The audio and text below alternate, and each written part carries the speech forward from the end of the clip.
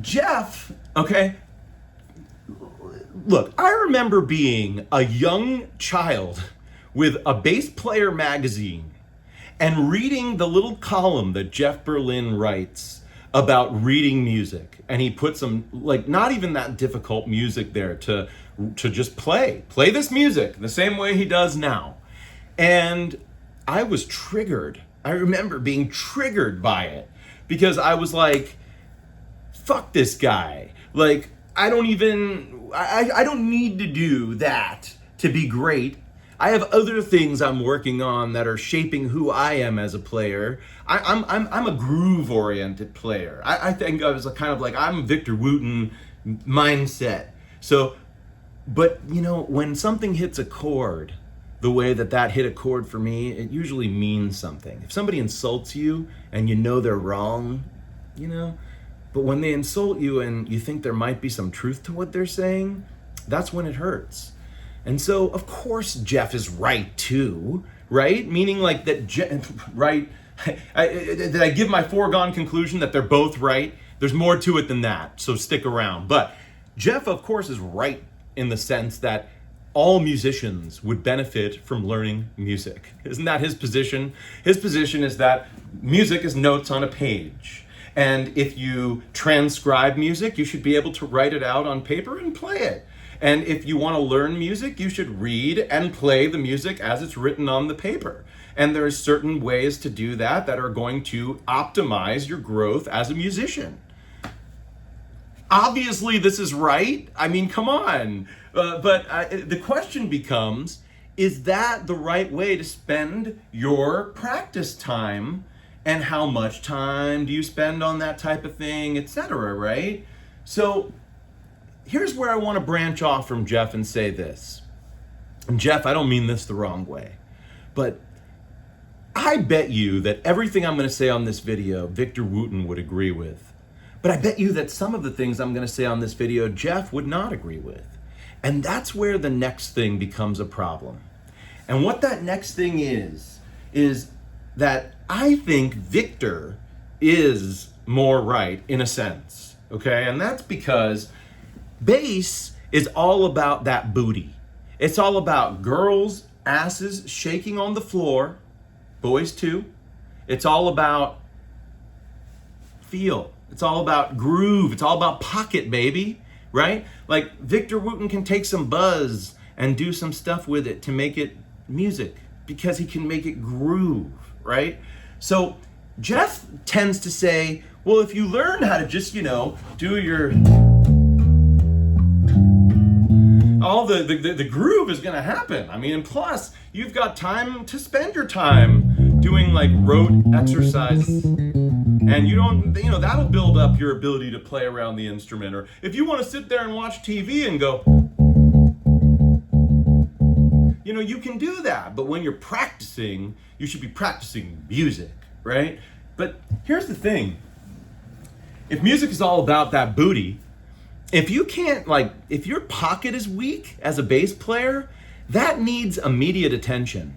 That's more important than whatever notes you're playing. When Victor Wooten does that whole thing where he's like, here's all the notes. You tell me which one's wrong. See that Nashville accent I tried to put on it for you, Victor, if you happen to watch this. I don't know, it was weird. Still a white boy accent. But anyways, the thing that Victor's showing you is that pocket is going to keep people moving even when the wrong notes are being played, right? But if I'm like playing the right notes to a piece, but I'm like, and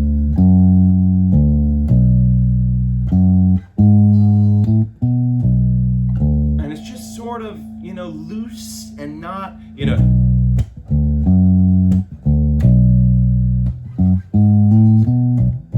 like that's got a feel where you can just, we're already getting laid, right? The other way, it's like, but you might be playing the notes on the page, right? So I think the issue is, if you need the emphasis to be on the right syllable, if you need the emphasis to be on your groove in your pocket, then that needs to come first. That's more important.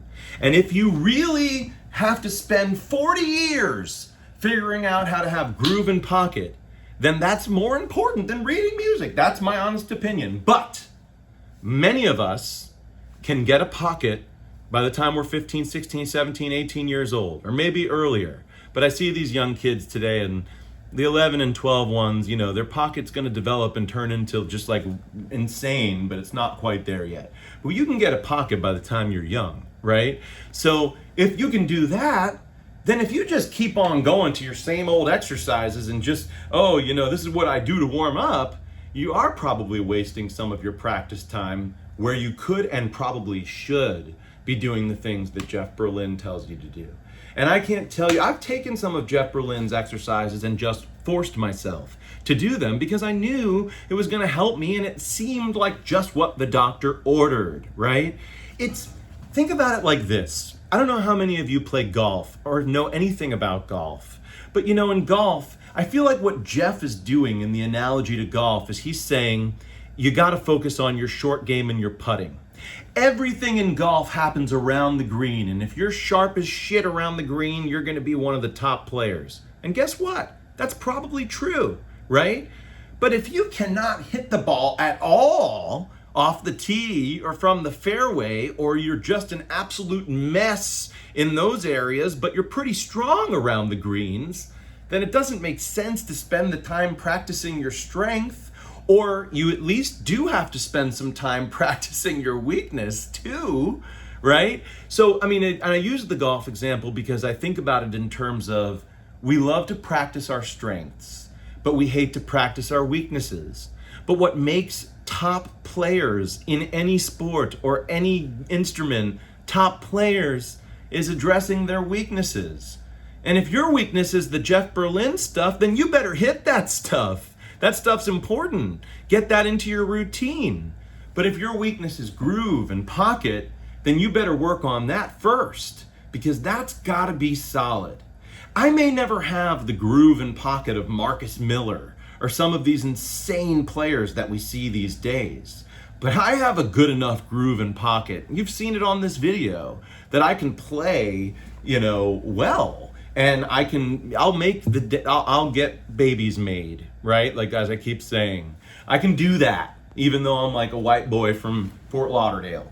But I think that when it comes to, the Jeff Berlin and like really being a beautiful musician, like writing the Something bass line that McCartney wrote, I'd probably be more likely to do something like that if I played the notes on the page more and really worked on music. And I have been doing that.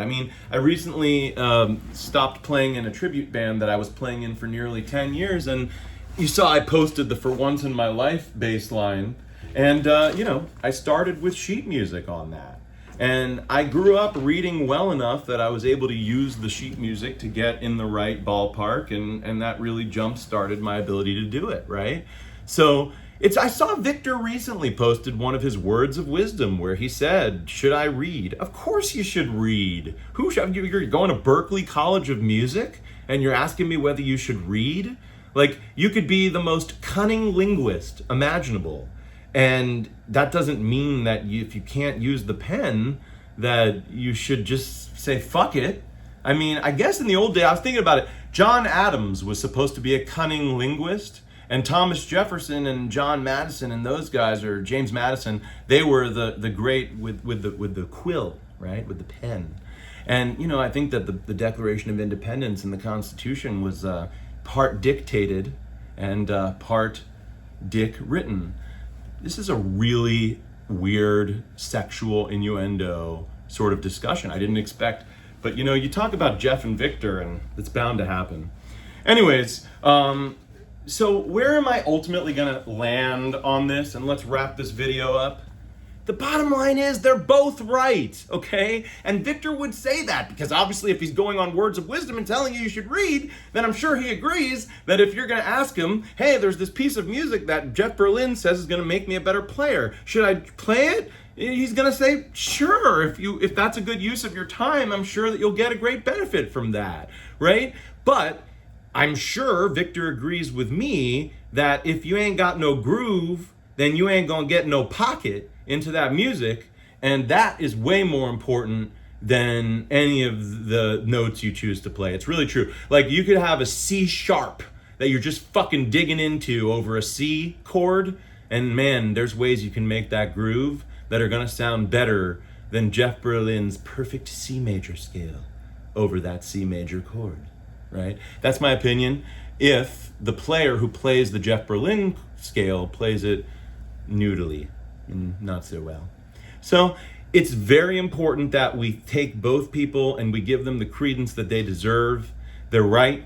Bass playing is a combination of groove, pocket, and note choice and music, making music. And my biggest weakness as a player, I'll tell you right now, is compositional. In terms of, if I'm writing a bass line, it's easy for me to write grooves, it's easy for me to make pocket, but it's hard for me to weave together a beautiful song on the bass. And I think Jeff's teachings make it easier for all of us to figure out how to weave together songs on the bass, which is one of our roles as bass players. So he's saying something very important.